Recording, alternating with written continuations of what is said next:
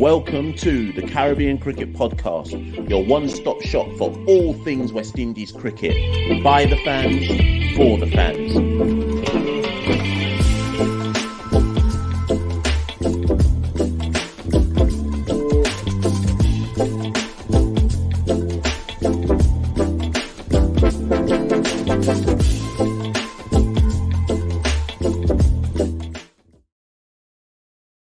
Yes, ladies and gentlemen, welcome back to another Caribbean Cricket Podcast. Cuss out? Rum Shot Diaries? Who knows what this one is, but what we are doing today is looking at a quick review of the West Indies versus Bangladesh T20 series.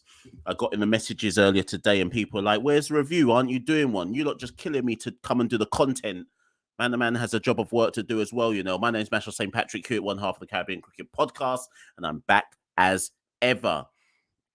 As ever, usually at the start, just quick admin. I won't go through all of it. I got a cuss out in one of the comment sections to one of the previous videos saying, you spend too much time at the beginning talking about admin and stuff. Well, if I don't do it, how do we get more subscribers and followers? But basically, people press the like button, press the subscribe button, press that bell, which helps you get notified when we drop new content on our YouTube channel. And of course, more importantly than that, follow the Caribbean Cricket Podcast on Twitter, Instagram, at Carib Cricket, Facebook. Just search Caribbean Cricket Podcast. And we're on all the audio podcast platforms. If you haven't listened to our interview with Kieran Powell, which has been doing the rounds, go and have a listen to that. Thank you for all the feedback from all the various different people who have listened to that. And speaking of that Pollard podcast, it would be remiss of me to not do this at the beginning of this particular video. During our interview with Kieran Pollard, he referred to a press conference he had been in where he said that he was articulating how he was frustrated with media in the Caribbean and the types of questions they asked him. And he gave an example of such a question where he said that one journalist had asked him in an interview prior to the India versus West Indies series in March earlier this year. They'd asked him if he was going to be singing after the conclusion of that white ball series in reference to the fact that Pollard had sung after the end of the England T20 series. And when doing so, Pollard said that the journalist's name was Leighton Levy. We would just like to go on official record as a Caribbean Cricket Podcast to address that and say it wasn't, in fact, Leighton Levy. So it's important that everybody just has that on record that that was incorrect. That was not the journalist who asked him that question. He was asked that question because I was in that said same press conference, but it was not Mr. Leighton Levy who asked him that question. So we just wanted that officially on record and so that everyone knows that going forward. So moving away from that, what I wanted to do in this little quick video, and this time I do promise 20-25 minutes. Of course, when it goes past 25, I expect to see comments saying, you promised us, but 20-25 minutes. So the end of a successful T20 series, 2-0 victory for West Indies. First match was obviously rained out, and there's positive vibes. There's positive vibes as a result of that victory, and why shouldn't there be? Of those two particular victories, and even the first game, which got rained out, Bangladesh were 103? Was it 103 for 8? I'll need to go back and look at how many wickets they'd lost. That was reduced to 13 overs, and obviously got rained out before West Indies had a chance to bat. But it would be fair to say that across all three games, it was domination by the West Indies. Not too dissimilar to the two test matches versus Bangladesh, where West Indies were clearly the dominant side. So let's start off by looking clearly at the positives. That was a very dominant series victory. A lot of people and even the commentators for the live feed make reference to the fact that this is a young West Indian side. But I do think that we need to clarify that, yes, they are young in the context of being inexperienced internationally, but they aren't actually young players. Just taking some names at random. I mean, Shamar Brooks is 33. Carl Mayers is 29 now. Brandon King is 27. Pooran is probably one of the youngest in the squad, and he's the captain. He's 26. Rodman Powell is 28, coming up to 29. So this isn't a young squad in age. They are a young squad in terms of international experience. Even Akil Hussain, some might think he's young. He's actually 29. This is not a young squad. It is an inexperienced squad.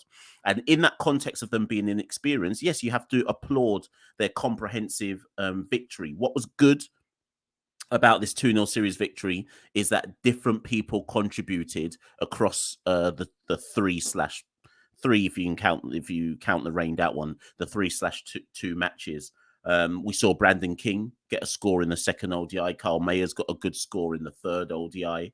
Puran, got 2 good scores, but predominantly the third ODI where he was the man of the match. Powell got a score in the T20 people. Powell got a score in the second T20. With the ball, Romario Shepherd was excellent. Akil Hussain was steady as usual. Hayden Walsh was excellent. Obed did bits and pieces. So everyone, there's a few names who I would say there's some question marks, but I'll get to that. But everyone kind of did bits and pieces across the 3 matches to show that this was a team, an improved team performance rather than specific individuals winning the match for the West Indies, so to speak. So that was really good to see. And I guess if we kind of go through the first T20, which Bangladesh, like I say, there was only 13 overs were bowled in the first T20, but it's just worth talking about the fact that Romario looked very good with the ball. He took 3 for 21. Hayden Walsh took 2 for 24. Obed and Akil were steady, so to speak. Let's just focus on the bowling. In the second T20, Obed took 2 for 37. Romario 2 for 28, chipping in with another 2 wickets. Walsh didn't take wickets, but was super economical. None for 23 from his 4 overs. Akil 1 for 27. In the final T20, Walsh again 2 for 25 across his 4 overs. Romario was expensive in the final one, but still got another wicket. He was the top wicket taker with 6 wickets. And again, Akil was steady with none for 31 from his 4, and Obed none for 29 from his 4. So the bowling is good. No, the bowling was good. We've got to say the bowling was good because at the end of the day, in the first T20, they restricted Bangladesh to like 103. Second one, they restricted Bangladesh to 150 odd. Bangladesh were never in that game. Obviously, we posted 193. Bangladesh were never going to chase it down. There was a few blows at the end from Shakib, but they were never chasing it down. And in the final T20, Bangladesh batted first and we restricted them to 163. And that was all that track in Guyana was always going to be like a 180 track minimum. So in the context of looking at the Bangladesh totals, the bowlers did their job. I've seen a few people message me saying they've still got some concerns about the bowling going forward. Yeah, I think you would be right to say against sterner tests, there may be some question marks about the bowling. Particularly, I'm looking at the kind of who's going to be our 5th bowler. And I'll get into that in a bit of time when I look at some of the question marks coming out of the series. I think there are some concerns about the 5th/6th bowler. I think there are genuine concerns there.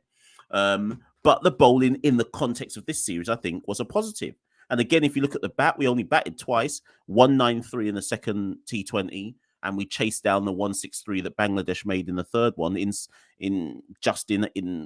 effectively in 18 overs. So we effectively had 2 full overs to spare when we chased down that 163. And again, as I said at the top, nearly all of the batters contributed. King got a 50, Mayers got a 50, Puran got a 50, Powell got a 50. So our top 5, 4 of the top 5 contributed. Yes, Shepherd didn't contribute with the bat, but he didn't have to.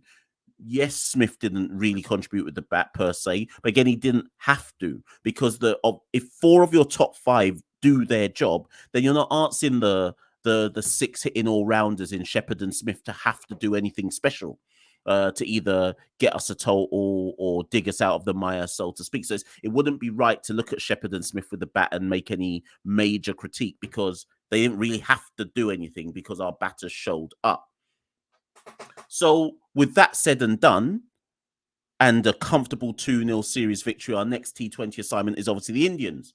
Obviously, we've got the 3 ODIs to get out of the way versus Bangladesh, but then India turn up, and we've got to negotiate those T20s. India, of course, at the time of me recording this, have just defeated England in their first T20 versus England. So we know the Indians are going to be a much tougher test. And as a result of that, yes, there are some genuine questions to ask about where does the T20 team go for from here? Remember, people, at the end of this year in October, we have to travel to Australia to qualify for the World Cup. We're not in the World Cup proper. Ironically, if that, perversely, I should say, Bangladesh are in the World Cup. Bangladesh don't have to qualify for the World Cup. We do, because of the weird way that ICC rankings work. Are we a worse team than Bangladesh? Of course not. We're significantly better than Bangladesh in T20s. And we kind of intimated that in our series preview when we had Tawhid and Roshan on from a Bangladesh, looking at it from a Bangladesh perspective. Even they said West Indies are going to be much better than us in T20s, and we were. But with the Indians on the horizon and the Kiwis coming later, and then a World Cup to think about, CPL notwithstanding, what I've put kind of here is, well, what are the key questions? What key questions have come out of this T20 series? And I've identified a few. Shamar Brooks. I don't think there's any debate about Brooks in the ODI side. I think his form in ODIs, and even whether recent or past form, but more recently Pakistan and versus Netherlands, there's no debate, I think, about Brooks in the ODI side. I think there will be some question marks about Brooks going forward in the T20 side. Obviously, he got a duck in the second T20 and 12 from 12, I think it was, in the third T20. I'm not saying drop Brooks. That's not my point. What I am saying is I'd love to know how the backroom staff see Brooks's role in this T20 side. I can't help but feel that Brooks is filling Hetmeyer's position. Let's call it as we see it. If Hetmeyer can get his head in the game, I know he was injured for this particular. I shouldn't have done that, because let's say he's legit injured. I know he was injured or declared himself injured for this particular series. But assuming Hetmeyer's head is in the game, assuming Hetmeyer will resurface at some point, whether versus India or versus New Zealand later in the year, because obviously he'll play CPL, you kind of sense that Brooks is just holding Hetmeyer's place at number 3. So there's question marks over Brooks in terms of the bat. I think King and Mayers, they're a lock for now. For now. Why do I say for now? Because again, like Hetmeyer, there's question marks about Evan Lewis. Has Evan Lewis completely given up on West Indies cricket? Who knows? But assuming that Evan hasn't, and assuming that Evan goes on to have a good CPL, and assuming that somebody can sit with Evan and have a conversation that gets some sense through to him, that might be a bit strong, but Evan, I hope you catch my drift. Assuming that Evan does make himself available by the World Cup, yes, there is an argument to say that Evan is better than both Brandon King and Carl Mayers. Evan is one of the most destructive opening batters in the world. So King and Mayers have done their job for me this series. I'm not saying, they shouldn't be in the team, but of course there is the kind of spectre of Evan Lewis in the background, which means that one of those two's place is possibly at risk. Puran and Powell are a lock. They aren't getting removed from this team. They're going to the World Cup. So Puran and Powell are a lock, which then makes me look at Shepherd and Smith.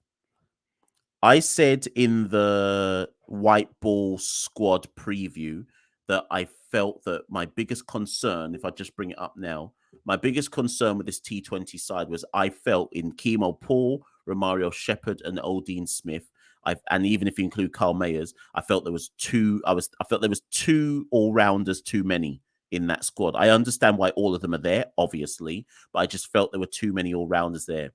I still maintain that Romario Shepherd and Odean Smith should be fighting for the same spot. I don't think there is a space for both. I really don't think there is. And again, remember what I said in the preview of this particular series, role definition. So Romario Shepherd should be expected to bowl 4 overs. And in fairness, across this series, he has. In the first T20, 3 for 21. Second T20, 2 for 28. Third T20, 1 for 19 off 2 overs. Okay, a tad expensive. But he's fulfilled what he should be in the team to do, which is bowl his allocation. Because Romario Shepherd should be seen as a bowler, a bowling all-rounder, first and foremost, who can obviously hit some lusty sixes, etc. Odean Smith, on the other hand, there's a bigger question mark. To me, he might be a batting all-rounder. I do not trust Oldene Smith with the ball. That's my personal opinion. Is he talented? Yes. Is he quick? Yes. We saw in that third ODI when who was it? He hurried. Who was it that he dismissed? I think it was Animal Hack. He hurried him up with a kind of sharp lifter off the deck, which it kind of forced Animal into a miscued hook. So Oldine's got that in his locker. He's got that quicker pace in his locker. But I still maintain that I personally feel that Oldene Smith is a bit of a scattergun at this level. You don't fully know what you're going to get from him with his overs. And as a result, it's not unexpected to me or not surprising to me, I should say, to see Oldene Smith be quite expensive in T20s across the three T20s, 1 for 22 in that aborted first one, 1 for 32 off 3 overs in the second one, 1 for 34 off 3 overs in the third one. Basically, Oldene, let me pull up my stats and my facts. Oldene went at 11 across the 3 matches, 8 overs for 88 runs across the 3 matches, going in economy of 11. My point being this: Oldene Smith was picked in this team to bowl minimum 2 or 3 overs because he's effectively a 5th bowler, right? And in sometimes in the series he came in first change. Do you trust, and I'm asking those who are listening to this, do you trust Oldene Smith to do his job with the ball and bowl economically? No, obviously, but get wickets. If you're going to bowl that expensive like Oldene Smith does in T20s, you have to get wickets. And I just didn't see enough in this series to suggest he's there yet. Obviously, we're not writing him off, but it just goes back to my earlier point of, should Romario Shepherd and Oldene Smith be in the same team together? I say not. Now, obviously, part of that question can be answered by the fact that when Jason Holder comes back from his rest, he clearly just walks in ahead of one of those two, you would think. So as much as I'm saying it's a question mark, of course, there is Jason Holder on the outside waiting to come back in after his rest, and you would assume he replaces one of those two going forward. The other key question, I guess, to raise from this 3 series, I didn't like Kemal Paul and Dominic Drake's only bowling 1 over. I didn't like that. So Paul played the second ODI and only bowled 1 over. Drake's played the third ODI and only bowled 1 over. I don't like that. And the reason I don't like that is if you're giving Oldene Smith 3 overs and he's going at 11, and you have another all-rounder in your team, in this sense, Kemal Paul in the second one, Dominic Drake's in the third one, shouldn't you give them more overs? Which makes me wonder if they were giving Oldene Smith 3 overs on purpose, if they were giving them to him as part of his wider development, because it didn't make any sense to me why you'd only give Kemal Paul 1 over and Dominic Drake's 1 over. Kemal Paul's 1 over in the second one went for 9 runs. Dominic Drake's only a solitary over in the third one went for 6 runs. Meanwhile, Oldene was going at 11s. That doesn't make a lot of sense to me. So a few question marks about that in terms of how we utilize the 6th bowler in the side. Also in fact, I won't even go there with comments. Hayden Walsh solidified his position, I felt. That doesn't mean Hayden Walsh will be a certainty. I think you play Hayden Walsh as the leg spinner in addition to Akil when you've got a track which suits Hayden Walsh, and he delivered in this series, and he's to be commended. But on a track, when we go to Australia in the World Cup, are we likely to need a leg spinner and Akil Hussain? I don't know. I suspect not, which means that Hayden Walsh's position, you feel, will always be in competition with another pacer. Remember, if I've got it here, if I bring up the T20 squad again, remember that Alzari Joseph was originally selected for this squad, but he picked up an injury, so didn't feature in any of the 3 games. I think if Alzari Joseph had been fit, you might not have seen Hayden Walsh play all 3 games. So although Hayden Walsh is a lock-in for me in terms of the squad, you have to remember that there will sometimes be the possible feeling to replace him with another pacer, which would only make Akil Hussain. I mean, it's complex because that would leave Akil as your only spinner in the squad or in the team for an 11, but you just always sense that they're never fully certain on Hayden Walsh. And so I guess, like I said, people just have to remember that Alzari didn't actually play, but was in the squad. So, I mean, those for me were the kind of key questions coming out. The key questions coming out of that particular series. I've spoken about Hetmyer, I've spoken about Lewis, I've spoken about Holder, but it's worth mentioning 4 other names as well. And again, get in the comments below if you've got any views on them. Also, remember that Devin Thomas was selected in this squad. He got injured as well in the first T20. I think he pulled his groin or something, or hamstring. Now, Devin Thomas was selected in that first T20 to wicket keep, and Nicholas Pooran played as a straight batter, as captain. And again, I think that's just worth remembering, because does that mean that going forward, the idea is to not have Pooran wicket keep unless he absolutely has to? So just interesting. I don't know how many people deeped in that first T20 and remembered by the third T20 that Thomas was actually picked in the first one. So for me, when India come, Thomas, or if he's injured, if he's fit, has to automatically be in the India series as well, because does that suggest that they don't actually want Pooran to wicket keep going forward? So that's just something that people should bear in mind. Also, remember that Fabian Allen, Desmond Haynes, Dr. Desmond Haynes had stated that Fabian Allen had originally been selected but requested to be removed for personal reasons. So again, it's just worth remembering that Fabian fits somewhere in this squad. I don't know where, I don't know how, but it's worth remembering that he fits somewhere and he possibly will feature versus India, or possibly will feature versus New Zealand. Sheldon Cottrell, the same thing. He was originally selected. Will he possibly feature going forward? But again, if he does, who's coming out of the squad? Again, look at the squad on the screen. I can call Fabian, I can call Sheldon, but who are you taking out of that squad for those 2 players? And of course, the last player who I don't really want to talk about, but I should mention, is Andre Russell. If we're going to keep talking about too many all-rounders and who should play out of Romario and Oldene Smith, I've already said that Jason Holder clearly must come in for one of them. But how about this for a bit of controversy? Should Jason Holder and Dre Russ come in for both of them? I know what people are going to say in the comments, and by all means, still say it in the comments. Should we just move on from Dre Russ now? Or do we accept that at the age of 33, his experience is still valuable and it's still worth sitting down with him and it's still worth trying to get him to commit to playing for the West Indies this year, going forward into World Cup? Or do we just wash our hands of Dre Russ and say, you know what, we've moved on past you now, because clearly it's always an issue to try to get you to play for the West Indies apart from a World Cup. So we'll move on. Interested to see what people feel. But there is that spectre also of Dre Russ on the outside. So this squad isn't set. I don't want people coming out of this Bangladesh series going, yeah, we won 2-0. Things are on the up. The squad's set. We're looking good for the World Cup. No, there's still some question marks. There's still plenty of things to consider about who possibly does or doesn't stay. My timer is saying 23 minutes. I promise it'd be no longer than 25. I think we're going to go to 27 people, because the last thing I just want to do is some player ratings. So across those 3 matches, just going through the team, I think it's worth just kind of reflecting on what was achieved. So Brandon King, 64 runs across the 2 matches at a strike rate of 133, 150, average of 32. So let me get my notes again. That was a 50 and a 7 for Brandon King. That's a 7 out of 10. Carl Mayers, 72 runs across his 2 innings, average of 36. Averages don't really matter, but we say them all the same. Strike rate of 153, scintillating 55 in that third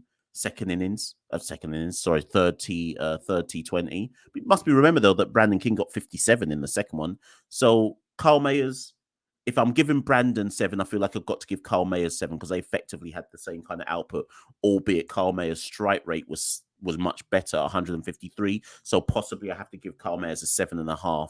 Some of you might say an 8. Shamar Brooks, 12 runs across the 2 matches that he batted, strike rate of 80. That's a 1 out of 10.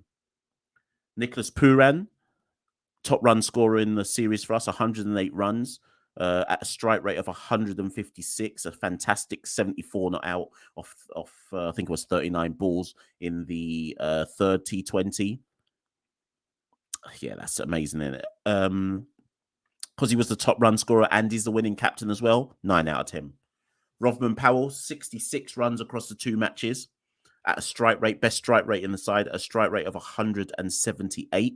Remember, his 61 not out in the second T20 came off 29 balls. some scintillating, keep using scintillating, some powerful maximum hitting from Rovman Powell.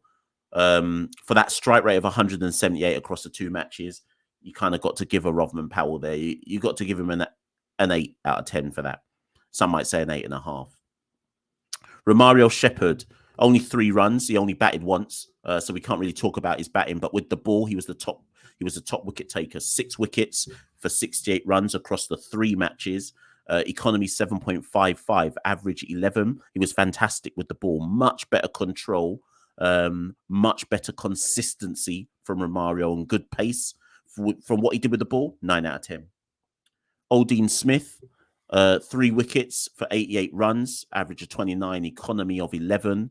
With the bat, 13 runs across the 2 innings that he batted, strike rate 162. Age-old question, what is Oldene Smith actually picked for? But, I mean, that notwithstanding, we got to give what we got to give. 5 out of 10 for Oldene Smith. Some might say lower. Akil Hussain, only 2 wickets, economy 7.27, which is fine, but only 2 wickets. He'll be disappointed with that, but you might say with an economy of 7.27, he did his job. He batted once and got 3 not out. Only 2 wickets. 6 out of 10? Because the economy was 7.27. That's tidy. 6 out of 10. Who am I missing? Akil Hussain. Who's next? Hayden Walsh. Hayden Walsh, 4 wickets for 72 runs. Average of 18. Best economy out of the team, 6.54. Best bowling economy in the side in this series. Didn't bat. That's really good from Hayden Walsh. 6.54 across 3 matches. 8 out of 10.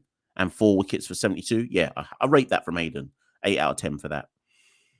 Who am I missing? Oh, Obed McCoy, 3 wickets, 82 runs, economy 8.2. 3 wickets, 82 runs, economy 8.2. Bowled his full allocation pretty much. I mean, remember, this is Obed coming back to the West Indies side, so we have to say that. I would expect a better economy from Obed McCoy. I mean, Romario Shepherd basically bowled better than him.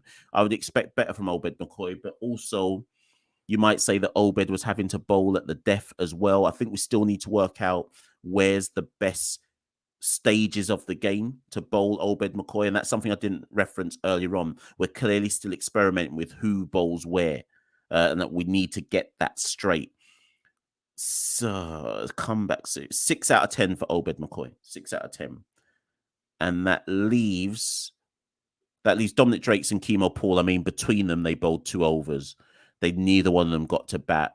Drake 6 runs, Paul 9 runs. I don't really feel like you can rate them when they only got 1 over individually in the solitary matches you played. So I'm going to be fair and say I don't think you can rate that. They never got to bat either.